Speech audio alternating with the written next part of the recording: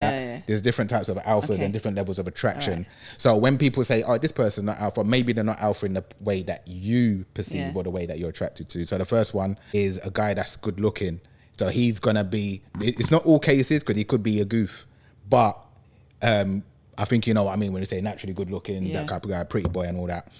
And I don't like pretty boy. I find that. I was going to say that. Pretty boys, I was telling someone that the other day because I used to be like that. I used to have waves and all these different things and patterns in my head and all that. But you know what it is? It worked. You know why it worked? Because it was a different era. And a lot of guys are stuck in the 90s R&B era. You know when I keep saying them R&B boys? Yeah. Because them guys are stuck in the R&B era. We've moved on now. You know what I mean? So I'm not going to lie. I did like the R&B like guys, like Genuine kind of thing. Like. Yeah. But that worked then. That swag now looks raw. You still on that? Just like me playing house and garage now and blasting out of my car. That's just a waste for me. Do you know what I mean?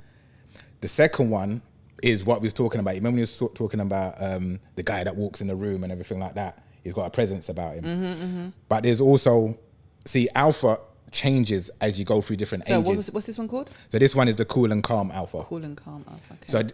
So this is my example. So a character. So I always say two people. You're gonna laugh. James St. Patrick and James Ghost, if you watched Power, and James Bond. Apart from when he's with his wife, he loses his temper. That's him going in his beta. Funny enough, when he's actually shouting, because a man is always supposed to be calm. Guys, when a woman shouts at you, walk away. That's the highest level of attraction you can have. So if you engage in it, now you're in your feminine, but now you're arguing over what less stupidness. It shouldn't even get to that stage. So when one person's shouting at you, the other person has to be calm. Two volatile people, that's creating a toxic environment. Another thing I always test out people, I'll come back to this, is when I'm dating someone and they say to me, oh yeah, my last relationship was so toxic. What they're really saying is that they both was toxic. Because it takes two people to be toxic. So if you just have an argument, see, I've been with girls and I've had an argument and then I've broken up. Yeah. Now, if I'd stayed in that relationship, because of that ongoing volatile business, then it becomes toxic. But a guy who's logical is always trying to find a reason. So when a girl's like, listen, why are you upset? Talk to me. That's what I want to do when someone is angry. I don't need to say, who are you talking to like this? But unless she's disrespecting, that's different. Yeah. If she's crossed the line. But if she's just like, you get a girl, maybe she's a bit moody in the morning or something like that, and I don't penny her. But like before, I used to be vexed. I'd be like, why are you waking up? Now I just say, do you want a coffee? And then by doing that, and by the time I come up with coffee and I would say, look, that's you. She's like, oh, that's cute. Yeah. You know what I mean? It's done everything. But the thing is, I always say to guys, you see what you just did? Would James Bond do that? And they'll be like, nah. So when they do certain things, so when guys are acting like simps and all the things, I'm saying, would James Bond do that? Because James Bond was cool. The girls were chasing him. And when I say chase, he didn't have to, he wasn't pennying them. You never saw James Bond in a film like, boy, I wonder if that girl's going to be about later. You know what I mean? He just lived his life, you know what I mean? And had his purpose. He lived his purpose and the girls were attracted to him wherever he went.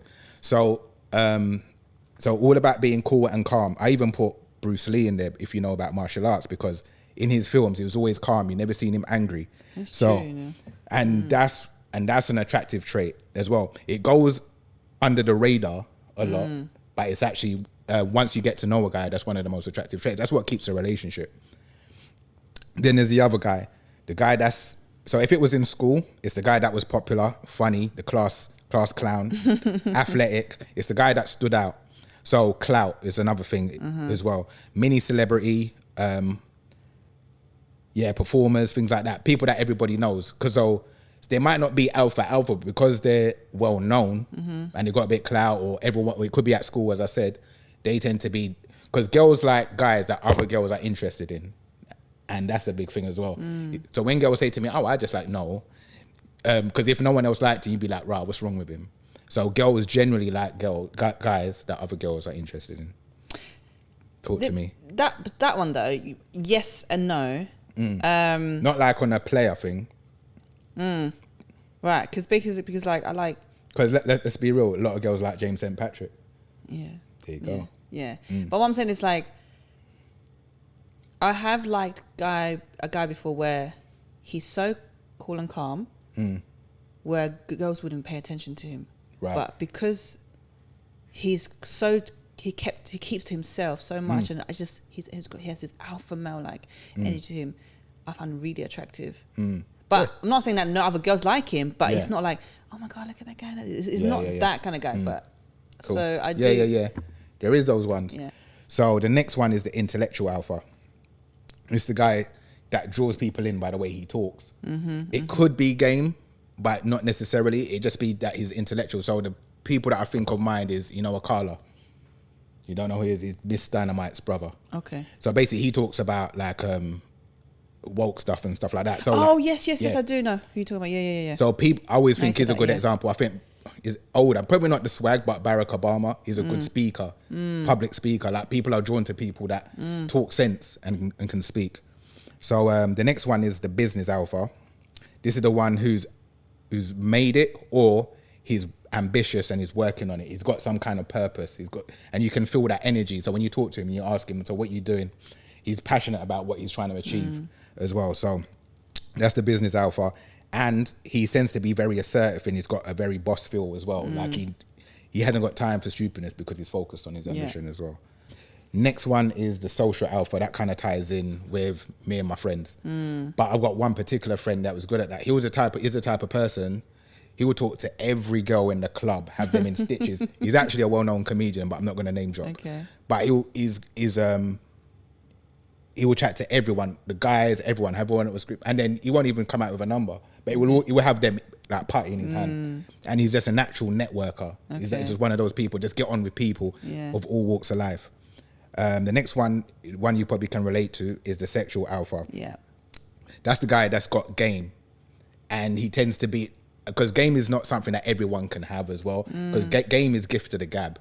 So not everyone can be blessed with the gift of the gab. The same way not everybody can be funny. It's the same kind of thing. Yeah. So if you've got that in your thing, then that's a good look. So guys that got game know how to talk to women, know how to seduce, have a high success rate of taking the panties off. That's what I got here. The sexual alpha, actually, my ex I wouldn't call him a sexual alpha, but he just had that looks like that alpha. That's what I found sexy. Yeah. If he has he got game? I actually wouldn't say he's got game, actually. Yeah. I think that might be the one before. So they just have that feeling, and you walk into a room, like you just pick up on the energy. Yeah. But it's no different when I'm in the hood, and as I said to you before, or even when I'm at the gym, I relate to people that are from that kind of that cloth, that life. So when I see them, it's just kind of that mutual respect. It's like, cool, cuz.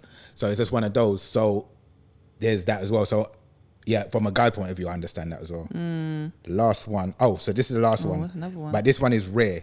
So this one is the through and through alpha. This is the one that has all of these qualities. Yeah, I was going to ask you, can you have a bit of everything? Yeah. So another thing as well, when we talk about self-improving, let me put that here actually.